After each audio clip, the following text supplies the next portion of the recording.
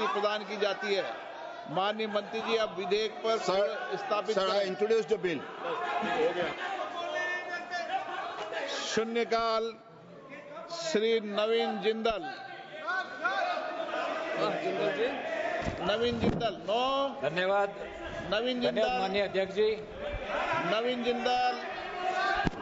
धन्यवाद माननीय अध्यक्ष जी। ओनली नवीन जिंदल। मैं अत्यंत पीड़ा और आक्रोश के साथ इस सदन के माध्यम से आपका ध्यान 13 मार्च को ओनली नवीन जिंदल 13 मार्च की रात पटियाला पंजाब में हुई एक शर्मनाक और दुर्भाग्यपूर्ण घटना की ओर आकर्षित करना चाहता हूं।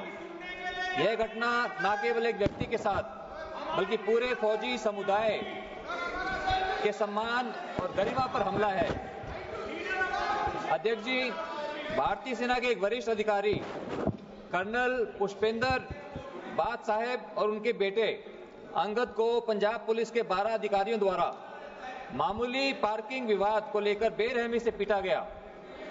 यह हमला सड़क किनारे एक ढाबे के पास हुआ और सीसीटीवी के अंदर पूरी तरह से रिकॉर्ड हो गया। अध्यक्ष जी, सबसे दुखद पहलू यह है कि 9 दिन तक एफआईआर तक दर्ज नहीं की गई। बार बार गुहार लगाने के बावजूद पीड़ित परिवार को केवल झूठे आश्वासन ही मिले। अध्यक्ष जी, पुलिस का कर्तव्य समाज की रक्षा करना है, परंतु यहां तो रक्षक ही भक्षक बन गए। यह अत्यंत दुर्भाग्यपूर्ण है। आखिरकार जब देश भर में गुस्सा फूटा तब कहीं जाकर सही एफआईआर दर्ज की गई। माननीय सभापति जी, मैं हरियाणा से आता हूं। हरियाणा एक ऐसा राज्य है जहां हर 5वें घर ने एक सैनिक दिया है। हमारे वीर सैनिक जो देश की सीमाओं को सुरक्षित रखने के लिए अपना सब कुछ न्यौछावर कर देते हैं। क्या उन्हें अपने ही देश के अंदर अपमान, हिंसा और प्रशासनिक उपेक्षा का सामना करना पड़ेगा? सभापति जी, पंजाब में आम आदमी पार्टी की सरकार पूरी तरह से इस मामले के अंदर विफल रही है। ना तो दोषियों के खिलाफ त्वरित कार्रवाई की गई और ना ही पीड़ित परिवार को न्याय मिला। यह एक फेलियर है लॉ एंड ऑर्डर का भी और मानवता का भी।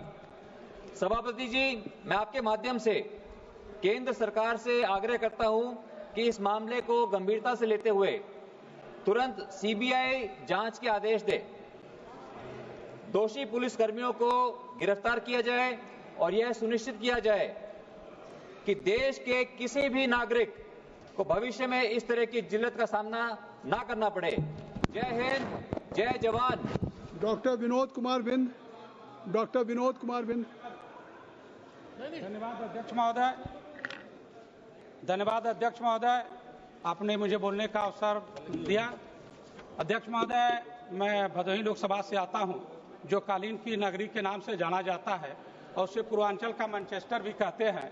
वहां पर करीब करीब 22 लाख ग्रामीणों को रोजगार मिलता है, जो एशिया के सबसे बड़े केंद्र में आता है, जहां से हाथ से बनी हुई कालीन दुनिया के हर कोने में जाती है। यहाँ तक कि मैं इस देश के यशस्वी प्रधानमंत्री मोदी जी को धन्यवाद देता हूँ कि इस सदन में भी भदोही की कालीन लगी हुई है। तो मैं माननीय अध्यक्ष महोदय मैं कहना चाहता हूं कि वहां के उद्यमियों ने 2002 में केंद्र सरकार से मांग किया था स्पेशल इकोनॉमिक जोन के लिए, जिन्हें केंद्र सरकार ने मंजूरी दे दी थी, लेकिन अभी तक वाराणसी और भदोही की सीमा पर जो है उस मंजूरी दी गई थी कैंपस के लिए, ताकि वहां के उद्योग धंधे को बढ़ाया जाए, कालीन उद्योग धंधे को बढ़ाया जाए और वहां के उद्यमियों को एक ही कैंपस से निर्यात के लिए सभी सुविधाएं मिली जाए। लेकिन वहां पर भूमि अधिग्रहण नहीं हो पाई और ये कार्य पूर्ण नहीं हो पाया। तो मैं इस सदन के माध्यम से माननीय मंत्री जी से यही कहना चाहूंगा कि ये भूमि अधिग्रहण कब तक हो जाएगा, जो प्रक्रिया अधूरी पड़ी है कब तक पूरी हो जाएगी? धन्यवाद। डॉक्टर हेमंत बिश्नू सबरा। डॉक्टर हेमंत बिश्नू। धन्यवाद अध्यक्ष महोदय। मैं आपके माध्यम से माननीय रेल मंत्री महोदय का ध्यान पालघर जिले के अत्यंत महत्वपूर्ण समस्या की ओर आकर्षित करना चाहता हूं। पालघर जिले में दाहनू के बाद घोलवड़, बोडे और उंबरगांव की तरफ कोई ट्रेन सेवा नहीं चलती। वर्तमान में लोकल सेवा दाहनू तक ही सीमित है, जिससे बोर्डी, घोलवड़ और उम्बरगांव की यात्रियों को अत्यधिक असुविधा होती है। माननीय अध्यक्ष महोदय, इन क्षेत्रों के पेशेंट, विद्यार्थी और नौकरी करने वाले लोग उम्बरगांव की ओर जाते हैं और प्रतिदिन यात्रा करते हैं। मेरी मांग यह है कि लोकल ट्रेन सेवा दहानू से आगे घोलवड़, बोर्डे और उम्बरगांव तक बढ़ाया दी जाए। 59046 वलसाड विरार पैसेंजर पुराने समय पर चलाकर घोलवड़ को ठहराव दिया जाए। 09056 उधना बांद्रा सुपरफास्ट एक्सप्रेस जो शनिवार से बुधवार चलती है, गुरुवार और शुक्रवार को चलाकर घोलवड़ को स्टॉपेज दिया जाए और घोलवड़ स्टेशन पे एक्सकेलेटर, लिफ्ट, वाटर शेड और रिटर्न टिकट की सुविधा करके प्लेटफॉर्म क्रमांक 1 अप ट्रेन के लिए यूज किया जाए। धन्यवाद। डॉक्टर बच्छाव शोभा दिनेश। डॉक्टर बच्छाव शोभा दिनेश। धन्यवाद अध्यक्ष महोदय, आपण मला बोलण्याची संधी दिली। मी खासगी आरोग्य विमा कंपन्यांकडून पॉलिसी धारक आणि आरोग्य सेवा प्रदात्यांच्या होणाऱ्या छळाच्या समस्येकडे लक्ष वेधू इच्छिते। अध्यक्ष महोदय, मी आपल्याला सांगू इच्छिते की वर्षानुवर्ष IRDAI अनुसार विविध इन्शुरन्स कंपन्यांच्या हॉस्पिटल आणि डॉक्टर यांच्या इन्शुरन्स सेटलमेंटचा जो रेशो आहे तो गेल्या 2022-23 मध्ये 79% होता, तर 2023-24 मध्ये केवळ 62% पेक्षा कमी आहे। मी आपल्या सर्वांच्या लक्षात आणू इच्छिते की सर्वप्रथम जेव्हा कुठलाही इन्शुरन्स धारक पेशंट जेव्हा हॉस्पिटलमध्ये ॲडमिट होतो तर या कंपन्या त्याला त्यांच्या निर्धारित गाईडलाईननुसार ऑपरेशन किंवा मेडिकल ट्रीटमेंटचे प्री ऑथरायझेशन देतात। पेशंट डिस्चार्ज झाल्यानंतर या कंपन्या बांधील आहेत की त्यांनी 40 दिवसांच्या आत मंजूर झालेली राशी त्या हॉस्पिटलच्या खात्यात जमा करणे, परंतु बऱ्याच केसमध्ये असे लक्षात येते की पेशंट घरी गेल्यानंतर मंजूर झालेल्या राशीवर हॉस्पिटलच्या खात्यात जमा न करता ते लोक कारण नसताना जस्टिफिकेशन क्लिअरन्सवर नाही ते प्रश्न विचारतात आणि प्रश्न विचारून हॉस्पिटल आणि डॉक्टर यांना हॅरेसमेंट करतात। अध्यक्ष महोदय, एक उदाहरण देऊ इच्छिते की माझ्या मतदारसंघातील एका हॉस्पिटलमध्ये 2 महिन्यांपूर्वी एका रुग्णाचे टोटल हिप रिप्लेसमेंट करण्यात आले। हिप रिप्लेसमेंटसाठी अमाऊंट अध्यक्ष महोदय 2,40,000 रुपये होती। पेशंट ऑपरेशन झाल्यानंतर घरी गेल्यानंतर जेव्हा क्लेम सेटलमेंट करण्याची वेळ आली तेव्हा 2 महिन्यांनी नोटिफिकेशन, जस्टिफिकेशन मागून अनेक कागदपत्रांची वारंवार शहानिशा करून 1,70,000 असा निधी अदा करण्यात आला। 70,000 रुपयांचं जे काही नुकसान झालेलं आहे ते हॉस्पिटल आणि डॉक्टरांचं झालेलं आहे। अध्यक्ष महोदय, मी आपल्या माध्यमातून शासनाला विनंती करते की या निजी विमा कंपन्यांचा भ्रष्ट मुजोर कारभाराला अंकुश आणण्याकरता आपण आपल्या माध्यमातून मंत्री महोदयांच्या माध्यमातून समिती गठीत करावी। त्यात उच्च सरकारी अधिकारी, तज्ञ डॉक्टर आणि लोकप्रतिनिधी यांचा समावेश करावा अध्यक्ष महोदय आणि रुग्णांना न्याय द्यावा। Thank you, Mr. Chairperson, sir. I would like to draw the attention of the House to a very serious issue regarding the Personal Data Protection Act 2023, and Section 44(3) of the DPDP Act overrides completely Section 81J of the RTI Act.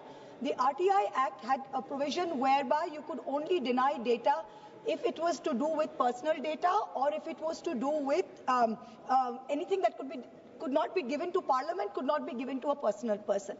Now with the new DPDP Act, it is completely done away with these exemptions in the RTI Act, and the government can deny all data blanketly to anyone asking for data, asking accountability, as a result of which you will not be able to get data on willful loan defaulters. You will not be able to get data on anything that the government does not want you to get. This is completely undermining the RTI Act. The second thing is that you have a section in there under the DPDP Act which says that any group which is journalists, activists, personal political parties which has data can be now classified as a data fiduciary. fiduciary.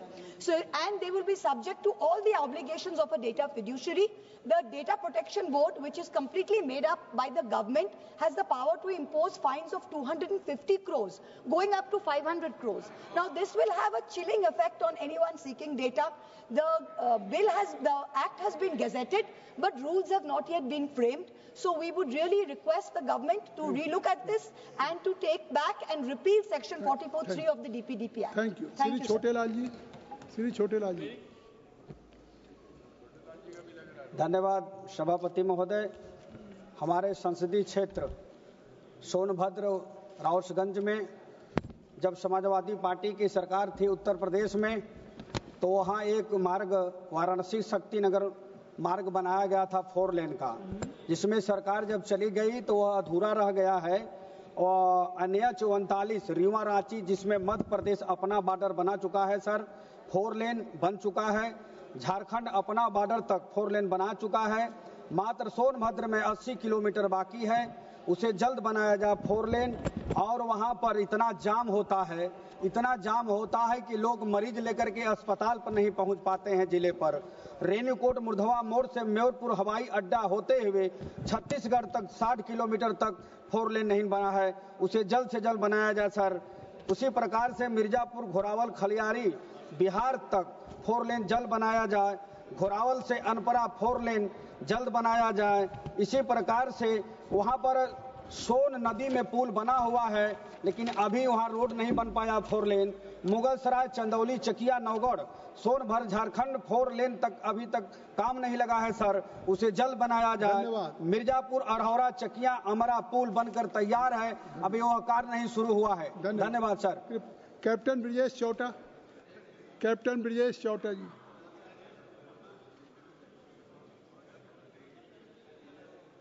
I would like to bring the attention of this House and our Civil Aviation Ministry, sir, the urgent need for land acquisition for the Mangalore Airport.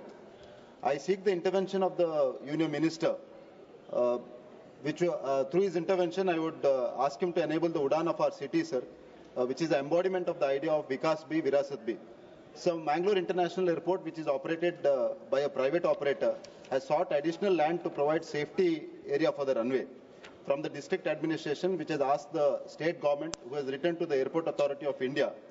And the state government is willing to facilitate the land acquisition process, and I have personally met the Civil Aviation Secretary, who is also agreed to this, sir. But this is where it is stuck now, sir. It is in September which this has happened. While all the agencies in principle and in their own capacity and spaces say that they are willing to make this happen, there hasn't been any action initiated to facilitate this. So the bottleneck is that there is no instruction from the Airport Authority of India to the private operator or the state government. The next course of action hasn't been communicated to any of the agencies involved, sir. So that is the need of the hour, sir. The Central Aviation Ministry need to intervene and facilitate a dialogue between all the agencies, and at the earliest make the land acquisition a reality. For this, while on paper might be a bureaucratic delay, sir, but the airport's expansion and the safety is seriously hampered because of this. I would seek the intervention of the Union Civil Aviation Ministries. Shri Dushyant Singh ji. Chairman साहब, आपने मुझे एक महत्वपूर्ण विषय पे बातचीत करने के लिए मुझे आपने समय दिया है। झालावाड़ बारा के क्षेत्र में और कोटा के क्षेत्र में परवन अकावत वाटर प्रोजेक्ट है। ये प्रोजेक्ट का जो काम है, फेज 1 का काम लगभग 53% का काम हो चुका है। फेज 2 का काम 81% काम हो चुका है। ये लगभग 140 किलोमीटर लॉन्ग पाइपलाइन है, जहां से लोगों को इस परियोजना के द्वारा लोगों को नंबर 462 मिलियन क्यूबिक मीटर का MCM का लगभग 50% पानी मिलेगा। 79% इसमें MCM इंडस्ट्री को इसमें लाभ होगा। हमारे किसान के खेत में 317 MCM का पानी पहुंचेगा। इसकी जो काम है, जो फेज का काम है, बड़ा स्लो चल रहा है। मैं आपसे आग्रह करूंगा कि केंद्र सरकार के आदरणीय CR पाटिल साहब और आपके द्वारा ये काम, राज्य सरकार की डबल इंजन की सरकार आ चुकी है। पूर्ववर्ती सरकार जो कांग्रेस की थी हमारे क्षेत्र में, हमारे प्रांत में, उसमें ये काम हो नहीं पाया। वर्तमान की सरकार इसमें कोशिश कर रही है।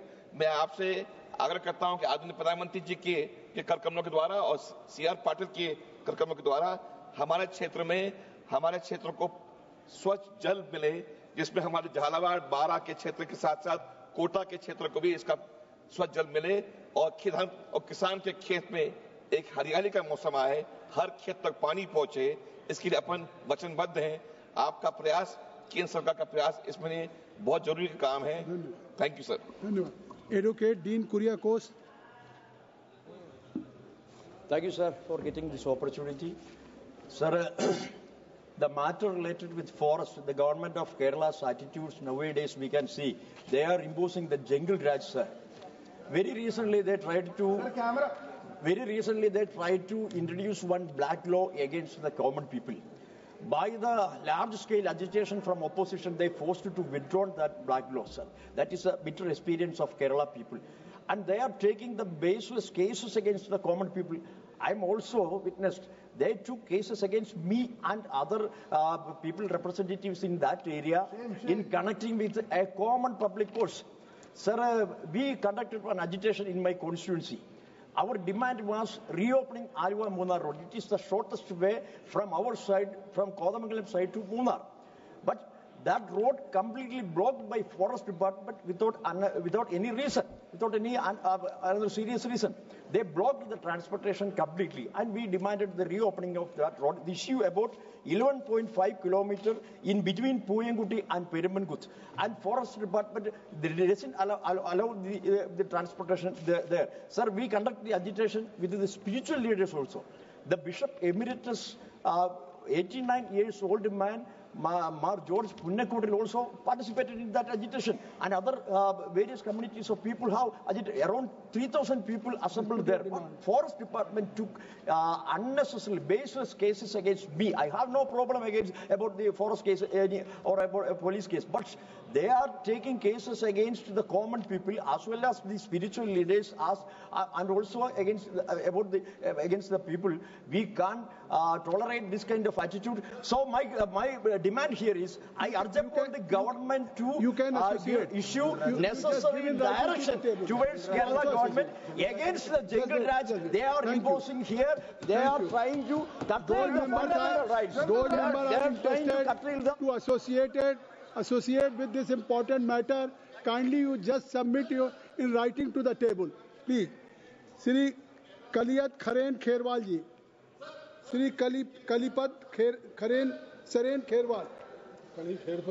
মাননীয় স্পিকার স্যার দক্ষিণ পূর্ব রেলের টাটানগর খড়গপুর হাওড়া শাখায় ট্রেন চলাচল অপ্রত্যাশিতভাবে বিলম্ব হচ্ছে, যার ফলে নিত্যযাত্রীরা অবর্ণনীয় অসুবিধার সম্মুখীন হচ্ছেন। টাটা হাওড়া স্টিল এক্সপ্রেস, হাওড়া ইস্পাত এক্সপ্রেস, হাওড়া ঘাটশিলা মেমু এক্সপ্রেসের মতো আরও বেশ কয়েকটি গুরুত্বপূর্ণ যাত্রীবাহী ট্রেনগুলি অস্বাভাবিকভাবে বিলম্বিত হচ্ছে। মাল Sri Kalipat, just wait for a minute.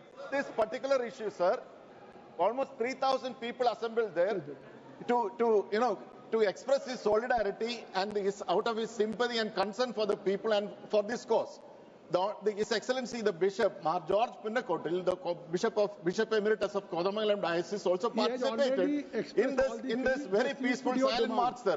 The Forest Department has taken a case against His Excellency the Bishop and also against our Honorable MP, saying that public property has been destroyed. Sir, I can assure you, sir, not even a blade of grass was destroyed. I request the Honorable Minister of Forest here to direct the Kerala Forest Department to immediately withdraw the cases against His Excellency the Bishop and also against our Honorable MP. Please, thank you. মাননীয় speaker sir দক্ষিণ পূর্ব রেলের টাটানগর খড়গপুর হাওড়া শাখায় train চলাচল অপ্রত্যাশিতভাবে বিলম্ব হচ্ছে, যার ফলে নিত্যযাত্রীরা অবর্ণনীয় অসুবিধার সম্মুখীন হচ্ছেন। টাটা হাওড়া স্টিল এক্সপ্রেস, হাওড়া ইস্পাত এক্সপ্রেস ও হাওড়া ঘাটশিলা মেমু এক্সপ্রেসের মতো আরও বেশ কয়েকটি গুরুত্বপূর্ণ যাত্রীবাহী ট্রেনগুলি অস্বাভাবিকভাবে বিলম্বিত হচ্ছে। মাল পরিবহনের জন্য টাটানগর খড়গপুর হাওড়া শাখায় তৃতীয় লাইন চালু থাকা সত্ত্বেও লোকাল এবং এক্সপ্রেস ট্রেনগুলি সময়মতো চলাচল না করায় নিত্যযাত্রীরা গভীর দুর্ভোগের শিকার হচ্ছেন। সময়মতো ট্রেন চলাচল নিশ্চিত করার জন্য আমি রেল কর্তৃপক্ষকে অবিলম্বে এই বিষয়ে হস্তক্ষেপ করার জন্য দৃষ্টি আকর্ষণ করছি। স্পিকার স্যার, ঝাড়গ্রাম স্টেশনে ঝাঁ চকচকে অমৃত ভারত স্টেশনের নির্মাণ কার্য সম্পূর্ণ হওয়ার পথে, সেই জন্য মাননীয় রেলমন্ত্রী মহোদয়কে ধন্যবাদ জ্ঞাপন করছি এবং রেলমন্ত্রী মহোদয়ের কাছে আন্তরিক আবেদন, ঝাড়গ্রামে অমৃত ভারত স্টেশনের নির্মাণ কাজ সম্পূর্ণ হওয়ার সাথে সাথে রাঁচি হাওড়া বন্দে ভারত এক্সপ্রেস ও ভুবনেশ্বর নয়া দিল্লি তেজস রাজধানী এক্সপ্রেসের মতো ট্রেনগুলি যাতে ঝাড়গ্রাম স্টেশনে স্টপেজ দেওয়া হয়, তার জন্য আমি মাননীয় রেলমন্ত্রী মহোদয়ের দৃষ্টি আকর্ষণ করছি। স্যার, ভুবনেশ্বর নয়াদিল্লি তেজস রাজধানীর সপ্তাহে মঙ্গল, সোম এবং বৃহস্পতি ও শুক্রবার ঝাড়গ্রাম স্টেশনের উপর দিয়ে চলাচল করে। উড়িষ্যার বালাসোরের পরে পশ্চিমবঙ্গে হিজলিতে ট্রেনটির স্টপেজ রয়েছে। হিজলিতে স্টপেজ এড়িয়ে সপ্তাহে কমপক্ষে 2 দিন বালাসোরের পর ঝাড়গ্রামের স্টেশনে এই ট্রেনটির স্টপেজের দাবি জানাচ্ছি। স্যার, এছাড়া ঝাড়গ্রাম থেকে দীঘা পর্যন্ত দৈনিক এক্সপ্রেস ট্রেন এবং 2টি মেমু ট্রেন চালু করা হলে অনেক পর্যটক এবং ব্যবসায়ী এই ট্রেনগুলি থেকে উপকৃত হবেন। স্যার, আমি বান্দোয়ান থেকে ঝিলিমিলি ঝাড়গ্রাম এবং গোপীবল্লভ হয়ে বারিপাদা পর্যন্ত রেল লাইনের দাবি জানিয়েছিলাম। এই প্রকল্পটি যাতে গুরুত্ব সহকারে বিবেচনা করা হয় তার অনুরোধ জানাচ্ছি। এছাড়া পুরুলিয়া থেকে মুকুটমণিপুর মানবাজার হয়ে ঝাড়গ্রাম পর্যন্ত নতুন রেল লাইনের অনুমোদন করা হয়েছে। আমি এই রেল প্রকল্পটির কাজ দ্রুত আরম্ভ করার দাবি জানাচ্ছি এবং বাদুতলা থেকে ঝাড়গ্রাম ভায়া লালগড় রেল লাইন বিছানোর কাজ দ্রুত শুরু করার জন্য আমি জানাচ্ছি। ধন্যবাদ। माननीय सभापति महोदय, पूरे देश में लगभग 25 से 30% लोहा, सीमेंट, बॉक्साइट, कोयला, बिजली ये छत्तीसगढ़ पैदा करता है। वहां की आबादी 32% ट्राइबल है, 12% शेड्यूल कास्ट है और साथ में 42% हिस्सा जंगल से जुड़ा हुआ है। वहां रेलवे सिर्फ 25% है। हम चाहते हैं कि छत्तीसगढ़ के रायपुर के एयरपोर्ट को इंटरनेशनल एयरपोर्ट बनाया जाए, जिससे कि छत्तीसगढ़ एयरपोर्ट के माध्यम से छत्तीसगढ़ का तेजी से विकास हो। आज पूरे देश की 25% रेवेन्यू में छत्तीसगढ़ का बड़ा योगदान है, परंतु उसके बाद भी रायपुर एयरपोर्ट को इंटरनेशनल एयरपोर्ट बनाने के लिए जो कार्रवाई की जानी चाहिए वो कार्रवाई नहीं की जा रही है। छत्तीसगढ़ में 4 एयरपोर्ट और हैं, वो जगदलपुर, बिलासपुर, रायगढ़, अंबिकापुर। उन चारों एयरपोर्ट को भी इस प्रकार से विकसित किया जाए कि वहां पर रात्रिकालीन सेवाएं भी चल सके, जिससे कि पूरे विश्व से छत्तीसगढ़ में लोग आ सके। वहां पर इमिग्रेशन ऑफिस बनाने के लिए, वहां पर एक्साइज ऑफिस बनाने के लिए, वहां पर कार्गो टर्मिनल बनाने के लिए, बेहतर पार्किंग सुविधा के लिए, रात्रिकालीन सुविधा के लिए उसको अंतर्राष्ट्रीय हवाई अड्डे का दर्जा दिया जाए। लगातार इसके लिए हमारी छत्तीसगढ़ सरकार पूरी सुविधाएं देने के लिए तैयार है। हम जमीन देने तैयार हैं, कोई फाइनेंशियल जरूरत होगी तो उसको भी हम देने के लिए तैयार हैं। हम केंद्र सरकार से आग्रह करेंगे, मंत्री जी से आग्रह करेंगे कि जो देश की सरकार में 25% आर्थिक योगदान देता है, ऐसे राज्य के एकमात्र हवाई अड्डे को अंतर्राष्ट्रीय हवाई अड्डा बनाने के लिए आवश्यक कार्रवाई करें। आपने समय दिया उसके लिए बहुत बहुत धन्यवाद। श्री अमराराम जी। माननीय सभापति महोदय, आपका हृदय से आभार कि राजस्थान के बहुत ही महत्वपूर्ण लोक महत्व के मुद्दे को आपके सदन में उठाने के लिए आपने अनुमति दी, इसके लिए बहुत बहुत धन्यवाद। राजस्थान में जेके सिंथेटिक्स कोटा का वो कारखाना जो राजस्थान का सबसे बड़ा कारखाना था, जिसमें हजारों मजदूर काम करते थे और उसके एरे फेरे में और हजारों लोगों का रोजगार चलता था। मैनेजमेंट ने कारखाने को बंद कर दिया और बंद करने के बाद मजदूरों और आम जनता की लड़ाई के बाद BIFR में मुद्दा गया और मुद्दा जाने के बाद केंद्र और राज्य सरकार, मजदूर और मालिकों के बीच में इस बात के लिए BIFR तय किया कि तमाम मजदूरों का बकाया पैसा चुकाने का काम करेंगे, कारखाने को वापस चालू करेंगे और उसके बाद अराफात ग्रुप को वो कारखाना दे दिया गया। न तो उसने कारखाने को चलाने का काम किया, न मजदूरों का पेमेंट जो हजारों मजदूरों का था उसका देने का काम किया और उसमें से सैकड़ों मजदूर आज वो ऊपर चले गए, लेकिन आज तक नहीं दिया। और उस अराफात ग्रुप ने राजस्थान सरकार से मिलके 125 एकड़ जमीन जो कोटा के हार्ट में, आप अंदाजा कीजिए सभापति महोदय, उन मजदूरों की जो खून पसीना करके उस कारखाने को चलाया था, उनका आज भी 25 साल के बाद में उनका पेमेंट नहीं किया। और 125 एकड़ जमीन, आपकी मांग क्या है? वही कर रहा हूं सभापति महोदय। 125 एकड़ जो कोटा के हार्ट में है, उसको राज्य सरकार से मिलकर के उसको आवासीय में कन्वर्ट करा लिया गया। वहां की जनता ने, मजदूरों ने लड़ाई लड़ी और उस निर्णय को वापस किया गया। जब सरकार ने मिलकर के, उसने अराफात ग्रुप ने हजारों करोड़ की मशीनें वहां से ले गया। इसलिए आज मेरा आपके माध्यम से सदन से यही निवेदन है कि केंद्र सरकार हस्तक्षेप करे, उन मजदूरों का पेमेंट जो बकाया है वो वापस करे और उसको निश्चित रूप से कोई कारखाना लगाए, वरना सरकार अराफात ग्रुप उस 125 एकड़ जमीन जो हजारों करोड़ की है उसको नहीं ले जाए। आपके माध्यम से निवेदन है। श्री सुरेश कुमार कश्यप जी, सुरेश कुमार कश्यप जी। जी, सभापति महोदय, BSNL भारत संचार निगम लिमिटेड जो एक सरकारी उपक्रम है और वर्षों से देश में दूर संचार क्षेत्र में अपनी अहम भूमिका निभा रहा है। महोदय, पूर्व सरकार की गलत नीतियों के कारण ये उपक्रम लगातार घाटे में चल रहा था। मैं माननीय मोदी जी का धन्यवाद करता हूं जिन्होंने BSNL को रिवाइव किया और आज ये फायदे का उपक्रम बना है और निरंतर प्रगति कर रहा है। आज BSNL में लगातार 30,000 के करीब ग्रुप C और D कर्मचारी और लगभग 5 लाख रिटायरी हैं। इन सभी BSNL कर्मचारी और पेंशन भोगियों को तीसरा वेतन संशोधन जो कि 1/1/2017 से लागू होना था, अभी तक इसका लाभ नहीं मिल पाया है। माननीय प्रधानमंत्री श्री नरेंद्र मोदी जी ने केंद्र कर्मचारियों के लिए 8वें वेतन आयोग की घोषणा की है और इसको गठित किया है। इसके लिए मैं माननीय प्रधानमंत्री का धन्यवाद करता हूं, परंतु BSNL में अभी तक तीसरा पे रिवीजन भी लागू नहीं हुआ। 7वें वेतन आयोग ने अपने सरकारी उपक्रमों के पे रिवीजन के लिए अफोर्डेबिलिटी का क्लॉज रखा है और कहा गया है कि जो उपक्रम लगातार 3 साल प्रॉफिट में होंगे उनको ही पे रिवीजन मिलेगा। चूंकि BSNL इस बार प्रॉफिट में आया है, इसके लिए वन टाइम रियायत देते हुए BSNL में भी थर्ड पे रिवीजन लागू किया जाए। ऐसा मैं माननीय दूरसंचार मंत्री जी से आग्रह करना चाहूंगा।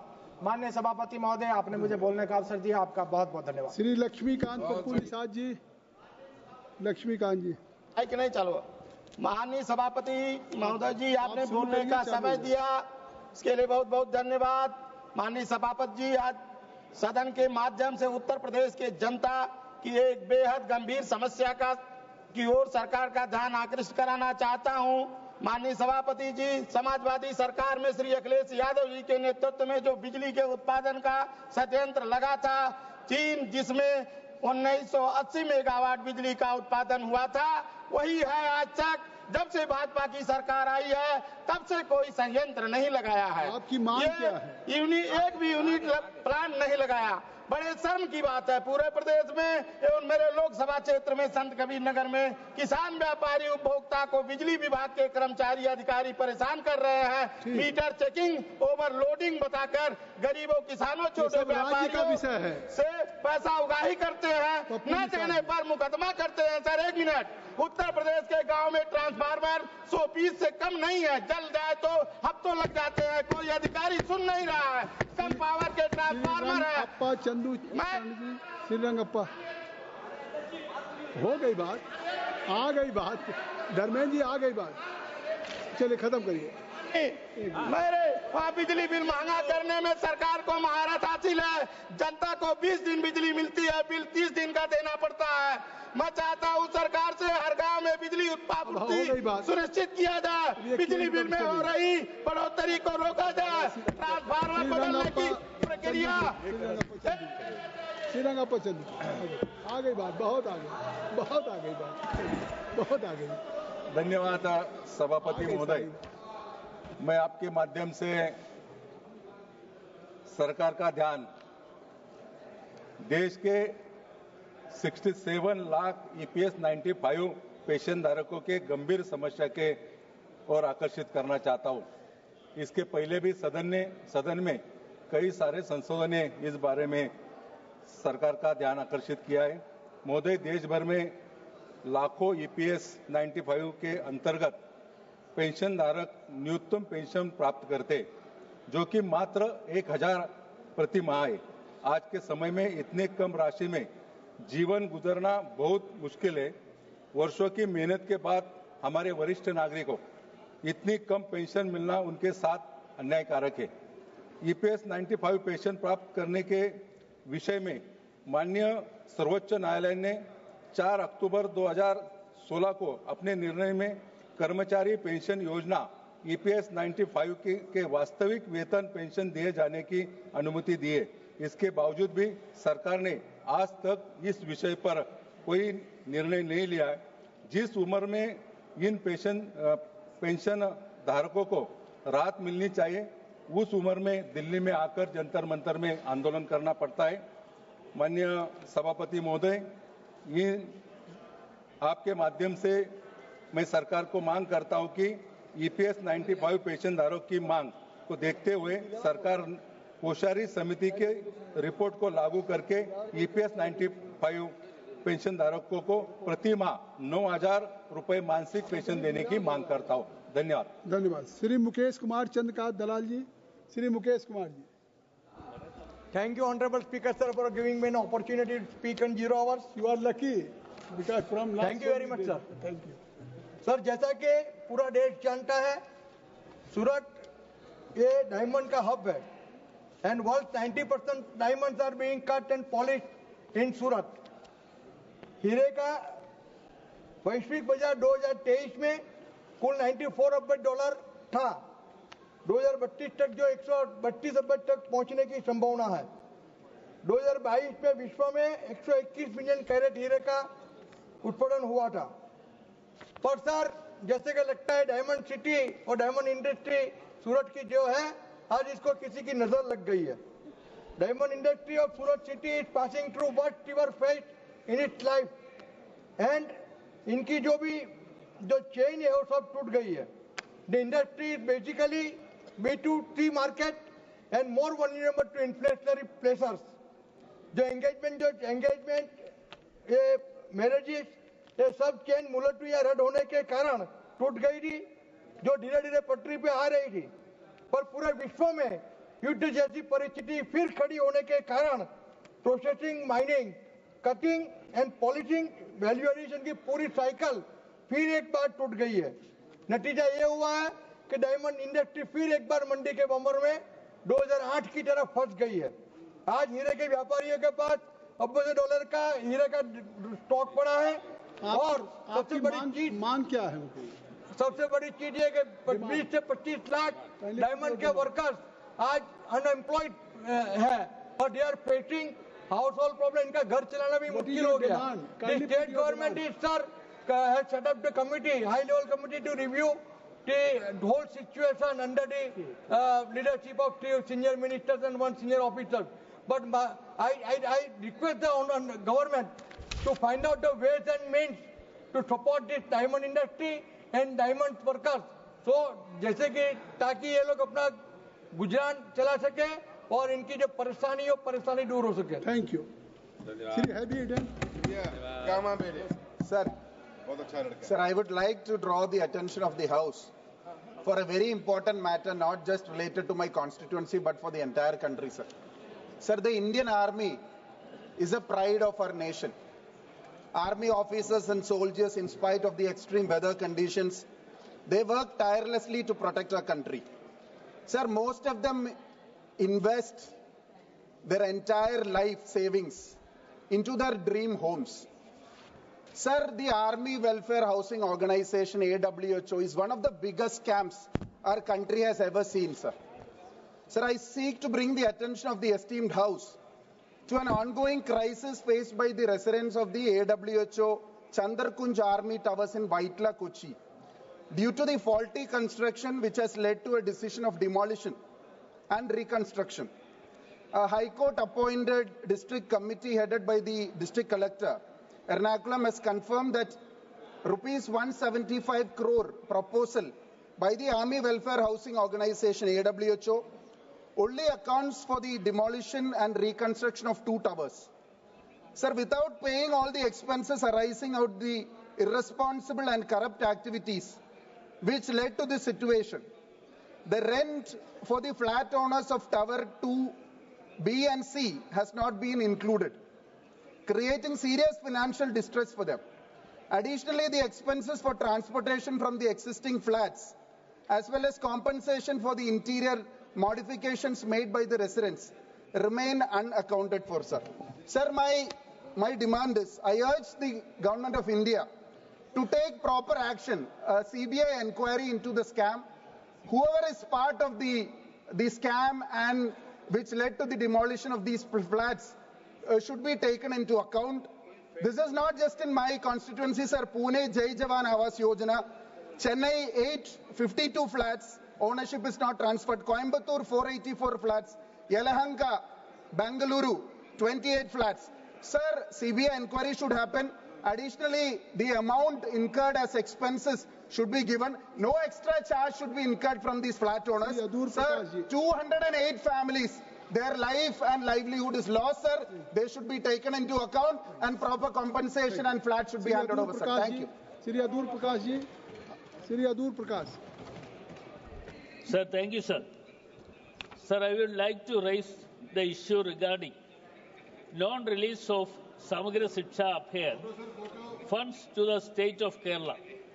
Union government is withholding SSA funds for not signing MOUs for the implementation of PM-3 scheme in the state.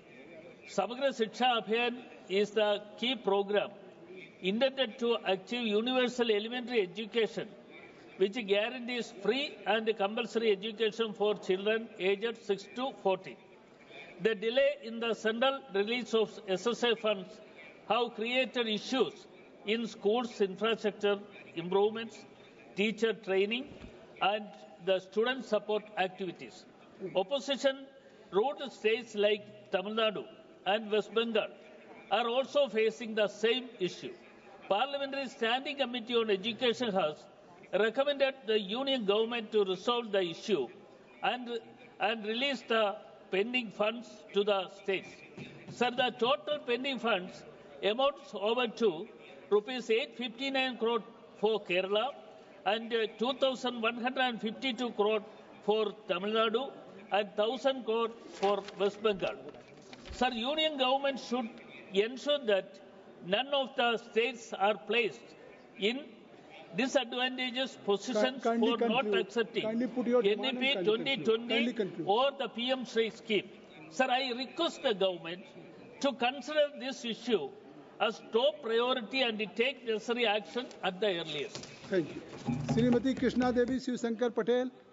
Srimati Krishna Devi.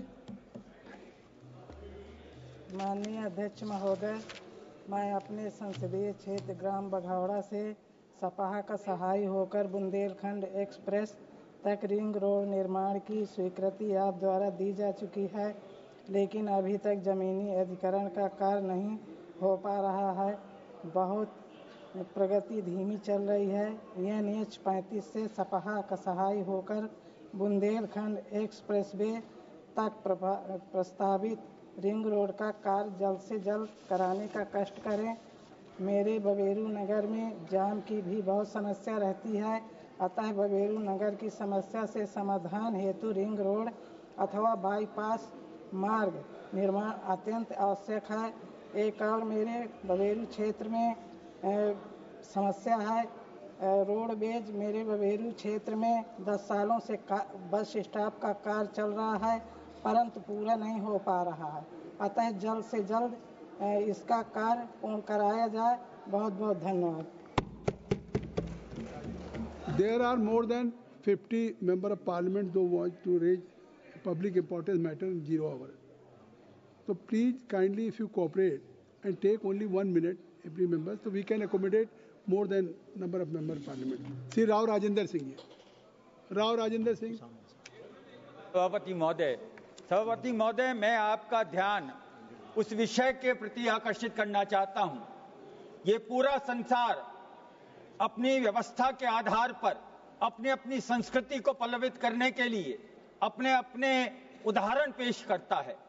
मेरा वक्तव्य राजसमंद से आदरणीय सदस्य के उस वक्तव्य से ताल्लुक रखता है जो राजस्थान की प्रभुत्ता और राजस्थान की संस्कृति के वो योद्धा जो पराक्रम के पर्यायी हो गए हैं, उनके प्रति जिस कथन का, जिस शब्दों का इस्तेमाल किया गया है और जिस प्रकार से उसका चरित्र हनन किया गया है, मैं पुरजोर शब्दों से इस सदन को सदन का आश्वासन चाहता हूं। राजेंद्र सिंह, मैं सभापति महोदय आपका संरक्षण चाहते हुए सदन से ही आश्वासन चाहता हूं और प्रतिपक्ष से ये पूछना चाहता हूं कि क्या वो इस प्रकार के कथन के साथ खड़ा है या उनका निंदा करता है।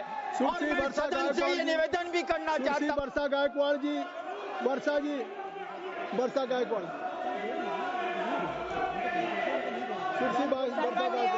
सम्मान्य सभापति महोदय, मैं अनुसूचित जाति, एससी और अनुसूचित जनजाति के उपयोजना का जो सब प्लान बजट को जो डाइवर्ट किया जाता है, उसका जो डाइवर्जन होता है, उसको रोकने के लिए और उसको कानूनी जो है वो दर्जा देने के लिए मैं यहाँ से आपसे मांग करना चाहती हूँ। सम्मान्य सभापति महोदय, मुझे आपसे कहना है कि भारतीय संविधान ने जो है वो अनुसूचित जाति और अनुसूचित जनजातियों के लिए प्रावधान किया है और उनको सुरक्षित किया है कि उनके लिए जो जनगणना है उसके अनुसार जो है उसको सब जो है वो फंड मिलना चाहिए और जो है उनके लिए जो है वो सब प्लान बनना चाहिए। दुर्भाग्यवश मैंने ऐसा देखा है सम्मान्य अध्यक्ष महोदय कि जो ये सब प्लान होता है जो अनुसूचित जाति और जनजाति के लिए बना होता है, वो मैंने सरकार में देखा है कि वो डाइवर्जन किया जाता है। कभी जल संधारण के लिए किया जाता है, कभी रास्ते के लिए किया जाता है। इस बार एक मिनट हो गया, लाडली बहन के लिए किया गया। तो मेरा कहना है उनके लिए जनरल बजट है। ये बजट समाज के लिए जो है वो समाज के शैक्षणिक, आर्थिक और सामाजिक। माननीय सदस्य ने जो विषय उठाया है, मैं पूरी सहमति करता हूं। राणा सांगा भारत की विरासत है, उनका त्याग, उनका बलिदान हम सबों को गर्व देता है। वो हमारे देश की प्रेरणा है और उनके बारे में इतनी हल्की बात की गई, ये बहुत हम भत्सना करते हैं। देश के महान प्रतीकों, चाहे वो शिवाजी हो, चाहे वो राणा सांगा हो, उनका अपमान नहीं सहेगा हिंदुस्तान, ये हम कहना चाहते हैं। Shri Anto Antony ji. Thank you, Chairman. Chairman, I humbly request the government to implement the Sabri rail project immediately, as it is the most convenient mode of transport to the Sabarimala shrine. Sabarimala is one of the largest pilgrim centers in India, attracting millions of devotees in a short period of time. Every year, around 2-3 crore devotees visit the Sabarimala shrine during the pilgrimage season, which lasts from mid-November to mid-January. Over 60% of devotees rely on the railway to reach the shrine, with a significant majority from neighboring states such as Tamil Nadu, Karnataka, Andhra Pradesh and Telangana traveling by train to undertake their pilgrimage. Therefore, making this project a reality has been a long-standing demand of the people. Chairman, I request the government to extend the Sabri route to Adda to Trivandrum via Rani, Koni, Patravaram, Punalur, Anjar, Kilimanur, Kattakada and Balaramuram. It has come to my attention that compensation to the... Shri Naresh Bhaskar ji, सदन चलाना है उनको बुलाना। नरेश भास्कर जी, आप बोलना शुरू करिए, आ जाएगा माइक। सर, मैं कोंकण रेलवे का भारतीय रेल में विलय करने के बारे में सदन का लक्ष्य वेधना चाहता हूं। मैं इस सदन के माध्यम से एक अत्यंत महत्वपूर्ण विषय की ओर सरकार का ध्यान आकर्षित करना चाहता हूं। कोंकण रेलवे कॉर्पोरेशन लिमिटेड का इंडियन रेलवे में प्रस्तावित विलय कोंकण रेलवे की स्थापना 1990 के दशक का एक ऐतिहासिक कदम था, जिसने महाराष्ट्र, गोवा, कर्नाटक और केरल को जोड़ते हुए भारत के पश्चिमी तटीय क्षेत्र को नई गति दी। इंडियन रेलवे ने इसमें 51% पूंजी निवेश किया, बाकी हिस्सेदारी संबंधित राज्यों ने दी थी। परंतु जैसा कि मूल समझौते में उल्लेख था 10 वर्षों के भीतर KRCL को इंडियन रेलवे में मर्ज होना चाहिए, लेकिन अभी तक इंडियन रेलवे में कोंकण रेलवे मर्ज नहीं हुई है। उसकी वजह से पैसेंजर और मालगाड़ियां शुरुआत नहीं कर रही है। वीर बंगलुरु मार्ग का दोहरीकरण नहीं हो रहा है क्योंकि फंड की भारी कमी है। देश की बाकी हिस्सों में रेलवे का केंद्र सरकार के बजटीय सहायता मिलती है, जबकि KRCL को एक अलग कॉर्पोरेशन होने के कारण समाप्त करें। अपनी मांग क्या है? आपकी मांग क्या है? वंचित हो रही है। इसीलिए तो मैं रेलवे मंत्रालय को विनती करता हूं कि जल्द ही जल्द कोंकण रेलवे इंडियन रेलवे में विलय करे, श्री धर्मेंद्र मर्ज करे, जिससे अध्यक्ष जी बहुत बहुत धन्यवाद। अध्यक्ष जी, आज आपके माध्यम से मैं सरकार का ध्यान देश के उन लोगों के लिए कराना चाहता हूं जो आजादी से लेके आज तक लगातार उपेक्षित हैं, शोषित हैं, पीड़ित हैं। इसी सदन के अंदर पिछले 17वीं लोकसभा में सरेआम एक हमारे मुसलमान सांसद का सरेआम अपमान किया गया, इसी सदन के अंदर किया, कोई कार्रवाई नहीं हुई। अध्यक्ष जी, आज अध्यक्ष जी, आप वरिष्ठ अध्यक्ष जी, मैं इस मौके पर कहना चाहता हूँ समाजवादी पार्टी के, अरे बात सुनिए, एक मिनट बैठ जाए, राणा सांगा जी निश्चित तौर पर देश के योद्धा थे, समाजवादी होते हैं। एक मिनट बैठ जाइए, एक मिनट बैठ जाइए, आप धर्मेंद्र जी बैठ जाइए। नहीं, मैं एक मिनट सुन ले, मेरी बात सुन, मैं आपको इजाजत दूंगा, मैं आपको इजाजत दूंगा। मेरी बात सुने, मेरी बात सुने, मेरी बात सुनिए, मेरी बात सुन लें, मैं आपको इजाजत दूंगा। आप बताइए, 0 आवर में लोक महत्व का विषय हो, तात्कालिक हो, अविलंबनीय हो, देयर आर 3 पैरामीटर। आप 17वीं लोकसभा की बात करेंगे, 17वीं लोकसभा की बात कैसे होगी? नहीं, सदन ऐसे नहीं चलेगा, सदन ऐसे नहीं चलेगा, सदन ऐसे नहीं चलेगा। आपका कोई विषय हो, क्या बात करें? आप कैसे खड़े हो गए? आप ऐसे खड़े हो गए? नहीं नहीं, ऐसे थोड़ी खड़े हो गए। नहीं नहीं नहीं नहीं, ऐसे थोड़ी, नहीं ऐसे नहीं नहीं। आप सदन को, सदन में तात्कालिक अवलंबनी अब लोक महत्व का विषय उठाएं, ऐसे नहीं उठता है। आप इनको हमने अनुमति दी, आपको तो अनुमति दिया नहीं, ऐसे नहीं सदन होता। नहीं नहीं, आप सभा की कार्रवाई 2 बजे तक के लिए स्थगित की जाती है।